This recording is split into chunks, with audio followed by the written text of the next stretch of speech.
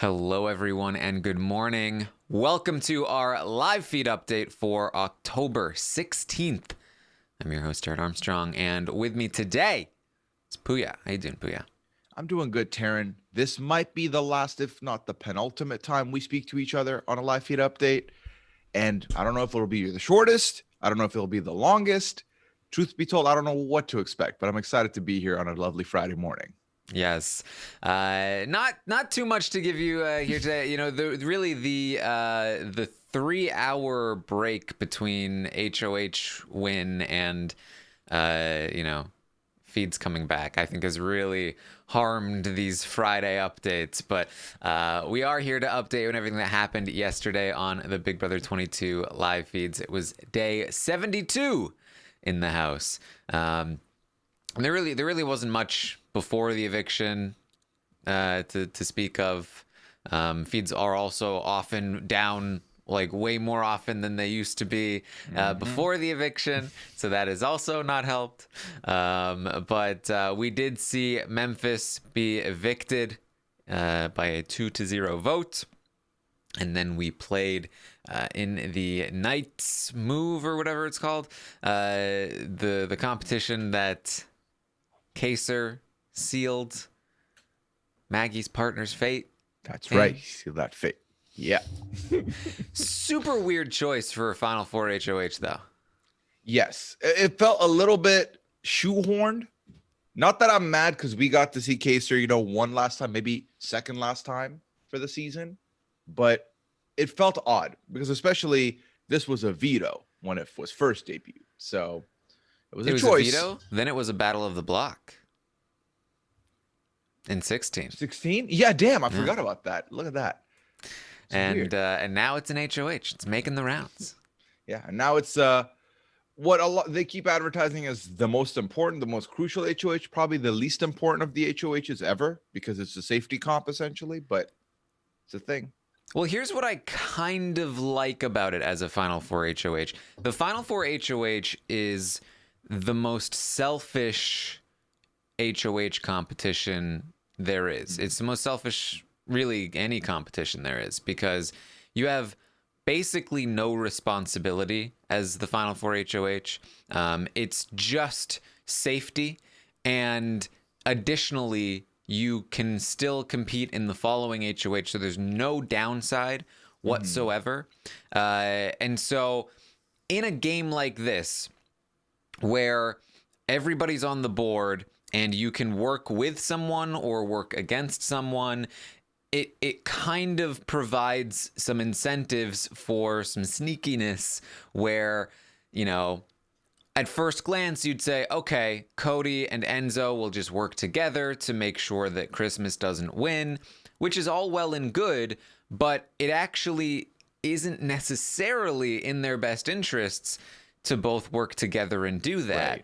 Right. Because for Cody, the worst case scenario really is Enzo winning the HOH.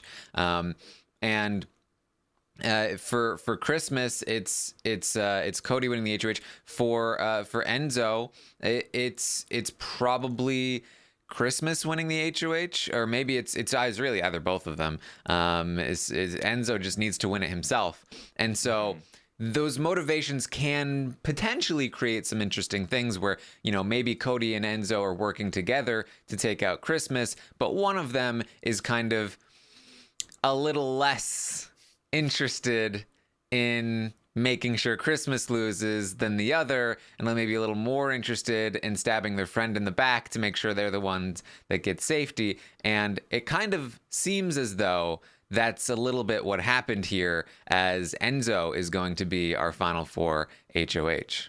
That's right. And his words is he kept away from the corners and he kept his distance. And then he had enough room to play with. It kind of is like if you've been playing Fall Guys, it's the hexagon move in Fall Guys. Stay away from the corners, stay away from everybody else, and you'll be fine. I do think that ultimately this is a competition that in this specific season as well, the Final Four HOH is kind of crucial, but not in you have no agency as far as like who's going to go outside of removing yourself from the equation completely, right? But the main thing is that I think someone like an Enzo needs to pad that resume a little bit, and I think wants to have a little bit more going for him. So adding another HOH reign is not a bad thing for him. Yeah. And so this is, again, kind of what I like about this, even though, you know, it provides us this potential option of Cody being evicted this week. But Cody put a bet on this scenario not happening. Enzo not winning the Final Four HOH and Christmas not winning the Final Four veto.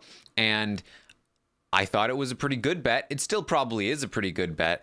But what I like about Big Brother is that you shouldn't be able to put bets on competitions like that.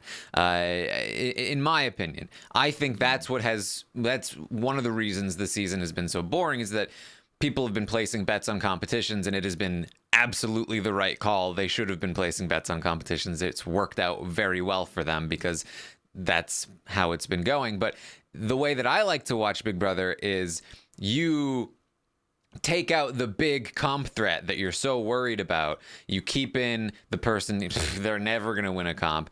And then it's a competition that just like straight up benefits the person who's least likely to win. And just like that, you're like, oh, this is Big Brother. That's what I like. And this competition really heavily favored Enzo, between the fact that Enzo and Cody were going to work together to take out Christmas. Christmas was going to want to sabotage Cody as much as possible. True. Meaning that Christmas and Cody are essentially taking each other out, and Enzo gets to sit back. On top of that, Enzo got to go third. He got to go last, which gave him a big advantage over Cody, and it was part of what allowed him to kind of hang back in the competition. So basically, Enzo, who I thought, if I'm weighing the probabilities of, you know, who's most likely to win a Final Four HOH between Cody, Christmas, and Enzo, I was giving Enzo the least amount of chance to win this competition. The second this competition came into being, I think, and it all flip-flopped. Like, Enzo had the most amount of chance to win this competition, and he did, and that's where we are.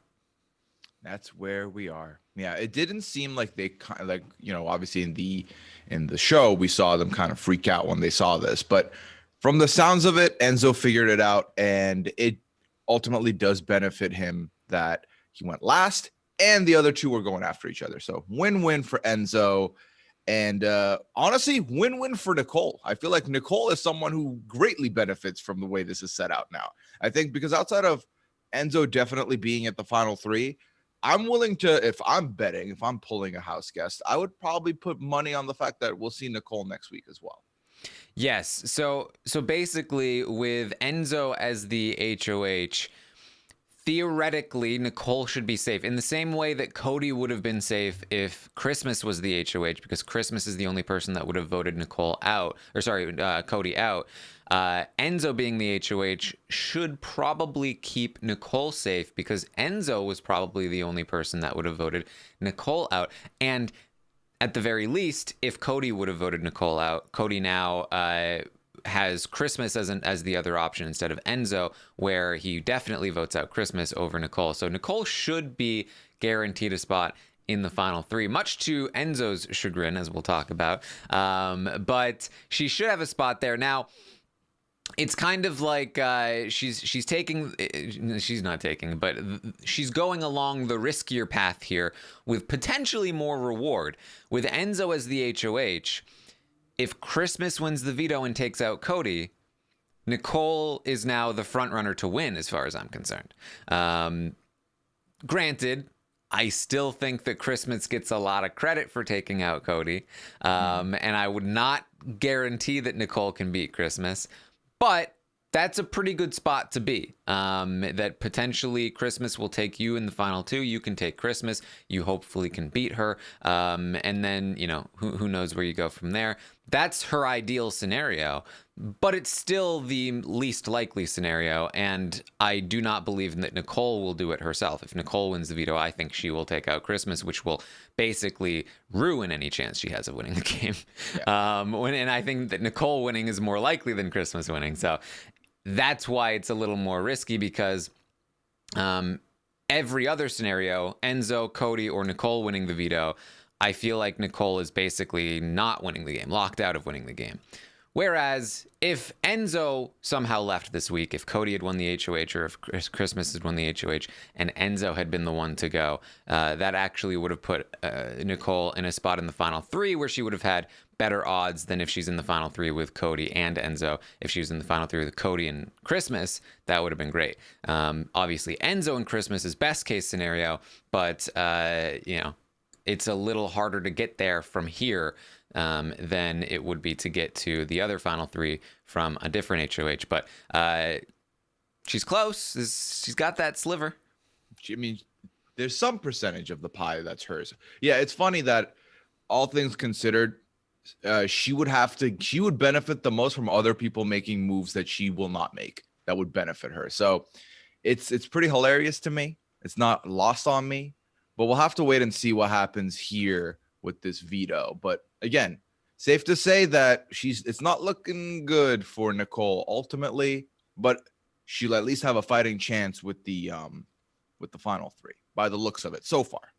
Yeah, and that's the thing. Like, if Nicole was playing optimally right now, she would have close to a 50% chance of taking out Cody this week, and then like at least like an 80% chance of winning that final three HOH and going to the final two with Christmas and winning the whole game, being a two-time winner, which is crazy. I don't think she is playing. I think she will take out Christmas instead of Cody.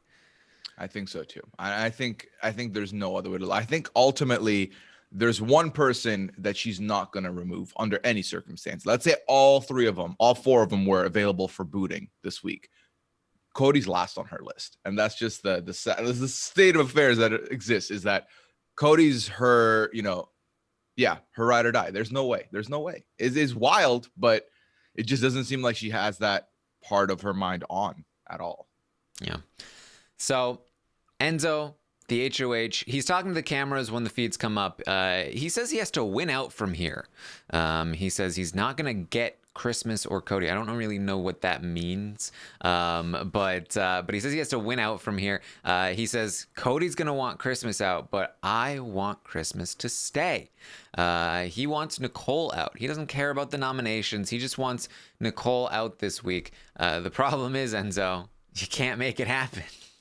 You can't make any decisions here. Yeah, he says with the winning out, he's like, I need to win one more endurance and one questions comp, and I'm there. Which I'm assuming he's talking about the final three HOH. He wants to win that final three HOH to stand a chance. Which, I mean, if he's going with Cody and Nicole, potentially he's on the money with what he's saying. But we'll have to we have to wait and see if Christmas can be there at the final three. Yeah, I think what he's probably saying is that if he can't get Cody to keep Christmas, then he's gonna have to win out because he's worried that Cody will take Nicole and Nicole will take Cody, and so he'll have to win that final one. Nicole and Cody talk. Nicole is so annoyed at Enzo because of the competition that Christmas was telling Enzo to go after Cody, and she felt like Enzo was very obviously trying to not piss Christmas off, that he was like intentionally playing it safe in the competition, kind of trying to play both sides a little bit, and he's probably hoping that one of us get clipped this week. Yeah. So what Enzo did to you, I would never have done that to you, Cody. Never, ever, ever. Never. We know, Nicole, you're willing to not win a second time because you're willing to do anything for Cody. But you are Nicole. Not everyone else is Nicole. Everyone else has other agendas. Everyone else has to and will try and play as many sides as they can. Nicole loves doing this Death Note thing where every week she picks someone who's done this ultimate anime betrayal to her and she just doesn't trust them anymore. And it's sickening to her. It hurts her gut. And this is the way Nicole has been wired to play. So it is quintessential Nicole that we're watching. Puya, you just cracked this whole thing wide open. I see She things. has a death note. That's her notebook. Oh yeah. Oh yeah. She's writing down all the names. Oh, making enemies one by one, taking them out one by one.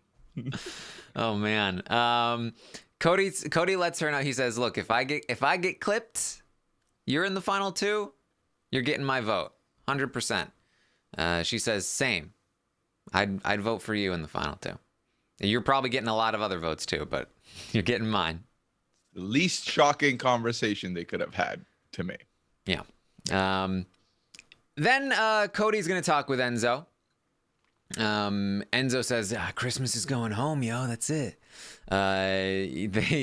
Cody's like clearly a little bit annoyed at Enzo from the competition. He talks about how like dude, you're just following me the whole game. I set it up and I was like, all right, now Enzo's gonna come around and block her in. Enzo's like, no, yo, I was doing the right thing, yo. I was getting myself in a spot where if I had done that, we would have run out of moves, yo. That's it. Yeah, this is the problem, or this is the hard part of working as a team for as long as you have, and leaning on each other to help each other out in these things. We're at the individual portion. We have been for a little bit, but this is probably one of the first instances for Cody where it's like, oh wait, why is my teammate not helping me out? Why are we not working together? Because at the end of the day, one of you is guaranteed safety through this competition, and one of you is guaranteed a ticket to the final 3. I'm not going to squander that just because we're buddies. I'm going to have to play what's best for me. There's only 2 of us left on this here board. One of us can only win. I want that to be me, Enzo, not you, Cody. So it makes complete sense. But obviously, because of their attachment, because of how long they've been a unit in this game, how long they've worked together in this game, Cody can't help but feel some type of way about this. Yeah, this is like when you're playing Among Us and you're the imposter and you very obviously killed someone in front of somebody else, but when they call the meeting, you have to still deny it. You might as well. And so like Enzo, I'm pretty sure, pretty obviously like burned Cody, but he's like, no, I was doing the right thing, yo. That's it. Like, I didn't even see that body there. I don't even know, yo. So. Yeah, Enzo does scream sloppy play to me as an imposter. So that totally tracks for me. He's like, and even Nicole, yo, even Nicole's like, oh, why does Christmas think you're on her side? 'Cause I'm yo. I'm so good at this game. That's it, yo. Enzo says if Cody goes, he's screwed, so he knows he needs Cody in the game because Christmas and Nicole will take each other in the final 3. And Enzo goes, all right, let's assume that you win the veto, Cody. All along, we've been getting rid of the better player, yo. Who's the better player between we get rid of the better player, get rid of the better player. Okay, who's the better player between Nicole and Christmas? Nicole is the better player. That's all I'm saying, yo. That's it. And Cody's like, no. Christmas is the better player at competitions. She's the better competition. There's no way I'm not getting rid of Christmas if I win. It's like, yeah, yo, because Nicole's taking you in the final 3, yo. It's not, no way, man. No, that's not it. He says, come on, yo, you can say it was me. You can say, oh, Enzo told me I had to do it, yo. And then you get that jury vote. You got that jury vote. That's it. Yeah, he's trying. Yeah, I mean, bless his heart. He has, what other choice does he have but to try? It is the move for him. Obviously, at this 4, they each have a person that they believe will benefit them at the end, and it's not the same person. So they have to do what they're doing. I was about to be like, well, Cody, you're going to have a vote in Nicole if you send her, but obviously at the final 3, maybe that's the better move, not at the final 4, especially if you're Cody, you're going to win no matter what. So it's going to fall on deaf ears. I think ultimately all Enzo can hope for is that Christmas gets the veto and stays because it's not looking good for what he wants otherwise. So Cody says that, or Enzo says, hey, yo, I'm going to keep your track record, yo. I'm going to keep your record alive, not putting you on the block, yo. The two kids from Jersey, we didn't touch the block all season long. That's Hall of Fame stuff, yo. Like you and Derek did it your original season against newbies. We did it against All-Stars, yo. That's it. That's Hall of Fame stuff, yo. Come on.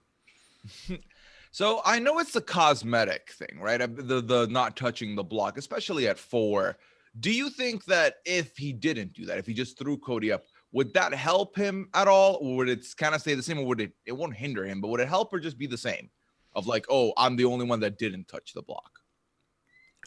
I mean, honestly, it would probably help him a little bit. It would also probably help keep, like, if Cody and Enzo were to try and make a play at Christmas to get her to vote out Nicole, is that possible? Probably not. But if you want to start that, you probably start it by putting up, Nicole and Cody together and saying that they need to be split up. And then, I don't know what the play is after that. Cody goes to Christmas and promises Christmas that he'll take her to the final 2. Hey, like, I honestly think you're the best player in here after me. And I know you feel the same, and I know we've kind of been going after each other. So how about we make this All-Star season great, and we promise each other we're going to make it. We're going to take each other to the final 2. We're not going to bring Enzo. We're not going to bring Nicole because they're easier to beat. This is All-Stars. We're going to battle it out in the final 2 together. How do you feel about that? We promise each other before the final 4. Those two, they're just waiting for us to take each other out here, and I know they're going to take each other in the final 3 because they know they can beat each other. They have the best chances against each other. Let's cancel that narrative. Let's take each other here at the final 4. We'll take out Nicole, and then I will take you to the final 2 and the final 3. You'll take me. How about that? I feel like I don't think it will work, but it's a little bit of a pitch. And if Enzo puts him on the block, it gives him a little more credibility that he's not secretly with Enzo or anything, and that by losing Nicole, he's lost his only real person. And then additionally, if Enzo is making a similar deal with Christmas, then Christmas might feel like, okay, so if I go to the end with Enzo and Cody, they're both taking me. Like I said, probably not going to work, but it's one of those situations. It's again, like you just got caught with the body. You might as well give something. Yeah.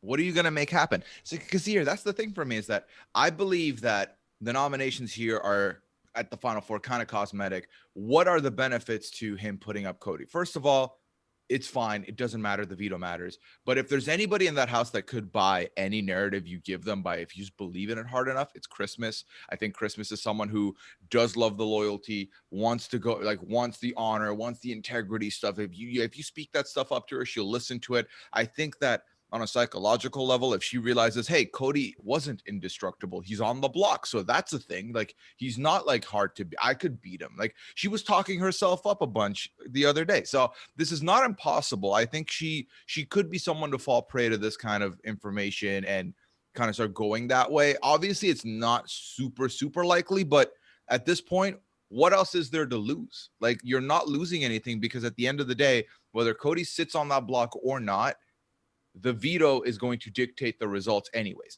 So even if you have a small percentage of a chance to move that handle so that Christmas stays with you, if she ends up winning and doesn't take you out, not a bad position to be in, because if he's not on the block and Christmas does win the veto, guess what, Cody? You're on the block. So then that's going to happen whether you like it or not, whether Enzo, put the trust in Jersey or not, that's going to happen. So maybe working on it ahead of time before the veto is not a bad spot to be in ultimately. Yeah, I mean, I think it's like it's kind of tricky because, again, it's not super likely to work, and if it doesn't work, then and it doesn't matter, and Christmas doesn't win, then like Christmas is definitely going to tell Nicole about it, and Nicole's probably going to be pretty upset about it. But like if she thinks about it, she probably shouldn't be, because it was a lie, and it was only because she probably wouldn't be upset about it if it happened after Christmas won the veto. because they're campaigning against each other at that point. But if it happened before, she probably would be upset about it. But I mean, it's only for that scenario anyway. He's just getting a head start. So maybe he's able to talk Nicole back around, but it is important for him to keep Nicole on board because he wants to be able to guarantee his spot in the final three. You could wait until after veto. I think it means less at that point. Yes. Unfortunately, I think it is significantly less likely to work. So I don't know. And then obviously, you're really burning Christmas by doing this. But if you're Cody and you probably already have the game locked up, burning Christmas of all people, if Christmas goes to the jury house and she's pissed off at Cody, is she really going to have that much sway with the jury? I don't think so. So, I'm not too worried about burning Christmas as badly as I need to.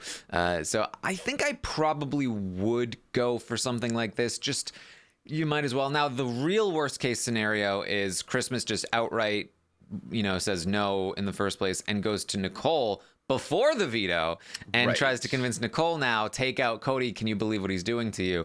That's probably the risk, the biggest risk.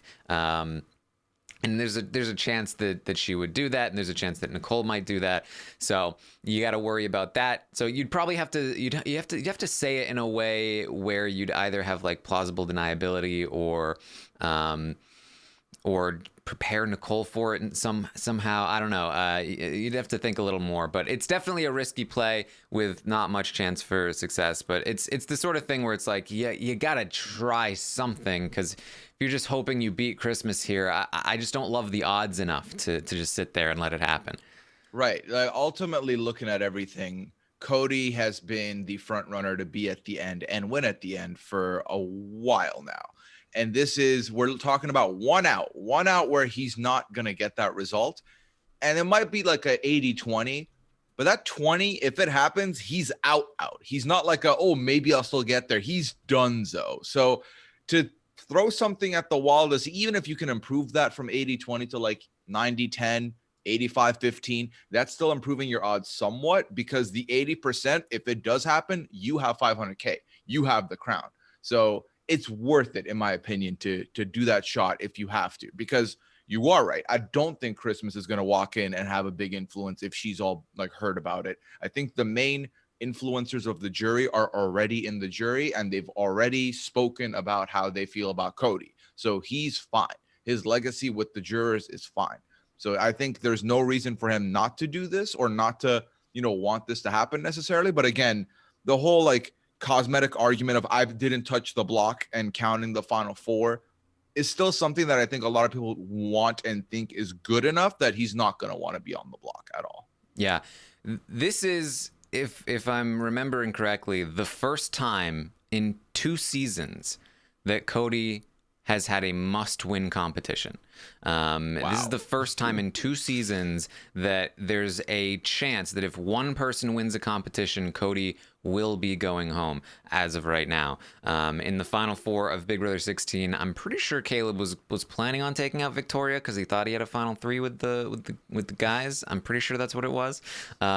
So he did win that final 4 veto, and he did end up evicting Caleb. So he did something similar to what I'm suggesting, promising Caleb and then stabbing him.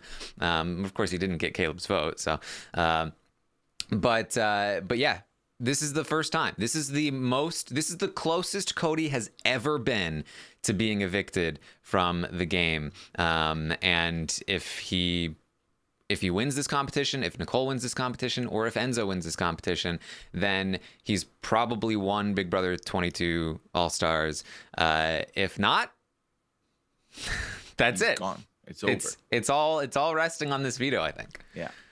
Yeah, and there's a 25% chance, just statistically, not even calculating people's acumen, that he's going to lose it. So that's why it's crucial, because 2 seasons, only one time, and a 25% chance in 1 week for one comp is great statistically. But if that 25% goes the wrong way, it's over for him. He's done. He's not winning. So that's why it's important. That's why it's crucial. And honestly, that's why this week gets a little bit interesting. Mm-hmm. Oh man, that's just thinking about the amount of pressure that is. That like this one A lot. competition. Like I'm getting stressed about it.